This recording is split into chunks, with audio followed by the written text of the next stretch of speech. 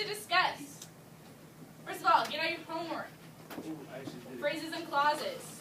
Yes, sir. We're not here. That's correct. What's your technique? I write down on my notepad on my phone right after class if I have homework or not. Nice. So this, it has a cactus on it. We're not going to grade in class. You're just going to turn it into it right now. Oh, I didn't do the whoa.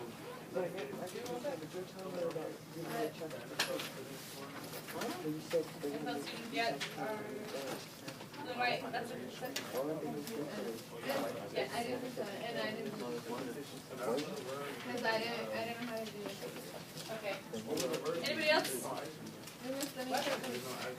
Hard.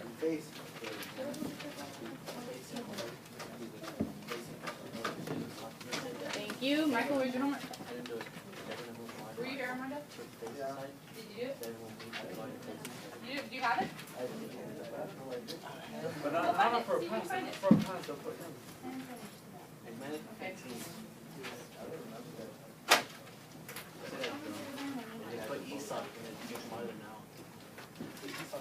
Don't mean. Israel, did I get your homework? I don't have it. Do you have it? No, I don't have it. Oh, yeah, I do. Okay. Nobody? Okay. Also, there's that. You have a vocabulary test next Friday, the 22nd. Right? Remember? That's coming up. It's next Friday. Also, the grammar test. We scheduled it for the Monday before Thanksgiving. Vocabulary words are the ones you got on Monday. I mean, not Tuesday. I don't know if I'll be You were here? Okay. I'll give them to you. If you weren't here on Tuesday, you can get them. Yeah, you weren't here. That's it. Okay. You aren't going to be here on the 26th? Is that a Tuesday? It is a Monday, I think. That's a Tuesday. Yeah. It's a Tuesday? Yeah. I'm not.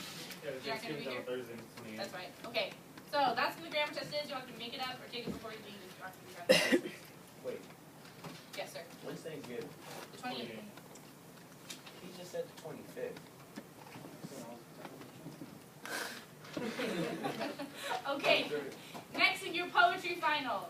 I'm thinking it's going to be an essay, guys. A presentation? Not a poem. What about a presentation? We can make it. I'll think about that. I'll think about Like, we it. can pick a I poem think- and then like. No, pick Here's the. what I'm thinking. Wait, we have to Wait. pick a poem or write it. Listen, Pick here's an what I'm thinking. artist. You're going to pick one of the poets we're studying. William Blake, Wordsworth, Coleridge. You're going to compare them to someone modern. You could do like Connie West or Tupac or It something. could be a presentation, not an essay. But Talib Khalid. I'll think about it. Or Talib Kweli. Talib Khalid. Okay, so that's what I'm thinking. Might also have a test. But I don't know why I put this in. It's just something I'm thinking What about. is that? It will be in like December. Yeah. That was in. Old news. Yeah. Okay, Michael, can you hit next on my slideshow? Now it's grammar time.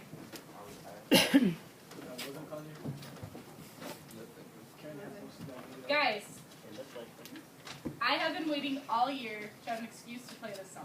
What song is it? Just wait. Think it funky. So, Is it today that we're talking funky about song by the Alvin subjects Ailey and predicates. song? The Shrek one? It's not a song right here. No. I don't even know what it is. Funky, funky, funky. Everybody clap your hands. Hold on, just clap the hands. Take one, pass it down.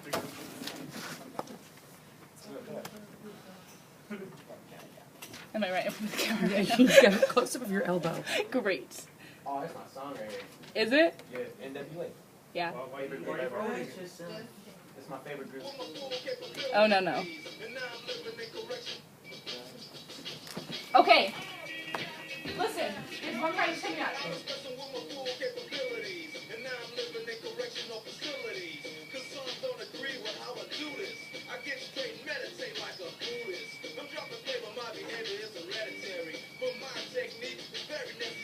Listen. Okay, that's all. I just want to show you that 30 seconds. No, that's it. I will at the last minute of class if you guys are good. He's smart, he's educated. I'm playing this the whole time. A lot of rappers actually know some stuff.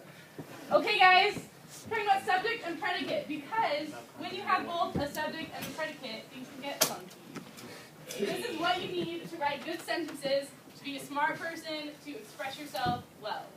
Subject is the thing that does the action in your sentence. Person, thing, something that does the verb in the sentence. The predicate is everything else, including the verb. So all you really need in a sentence is a subject and a verb. The predicate is the entire verb phrase, everything that follows the subject. So something does something, predicate tells us what it is. Subject is what, who or what does it, predicate is what follows. For example, I might not be explaining that very well. 4 children played outside. The subject is the 4 children. The predicate is played outside. This is who or what, children. This is what they did, predicate. This is going to be important in identifying fragments, run-ons, and comma splices, which we were talking about today. Most of the times when you have an issue in a sentence, it is because you either don't have both a subject and a predicate, or you have too many. Michael, can you hit next slide?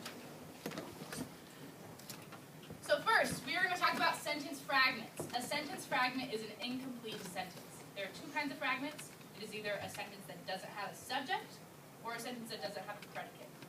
When you're missing both a subject and a predicate, when you're missing either a subject or a predicate, it's a fragment. It's either a dependent clause or it's a phrase, which we talked about last class, right? Like phrases and clauses. So, only one, not funky. Predicate, subject, you need both, right? Okay, next slide. So, are these complete sentences? No, they are fragments. What kind of fragments are they? They're missing a predicate. These are just subjects. She is the subject, but she has to do something. Silver ring isn't a person, but it's a subject. The silver ring can do something in a sentence, but there has to be a verb. The brothers, we are missing a predicate. We don't know what the brothers are doing. These are just subjects. Thank you. Oops, sorry. Sorry, it's just, I just do the arrow.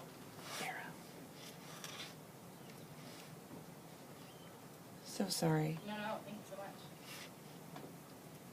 Perfect. Are these complete sentences? No. No. They're fragments. What kind of fragments are they? Missing a subject. These are just predicates. Went to the bookshop. We don't know who did it. There's no subject. Nobody is doing the going. We don't know who went. On her finger. We don't know what it was. We know that something was, that's our verb, was, but we don't know what is when. But we're missing our subject. Cried when the football team lost. We don't know who cried. Why did you put that? You think we're going to lose? No, I know you're Setup. It's a setup. You know that I know you're going to lose. Setup. Guys, come on. You're gonna go for her. I'm not going to That's lose. why you put that, because you say we're going to lose. No, I don't. I think Same Heritage is colors as going our to high cry school. when they lose.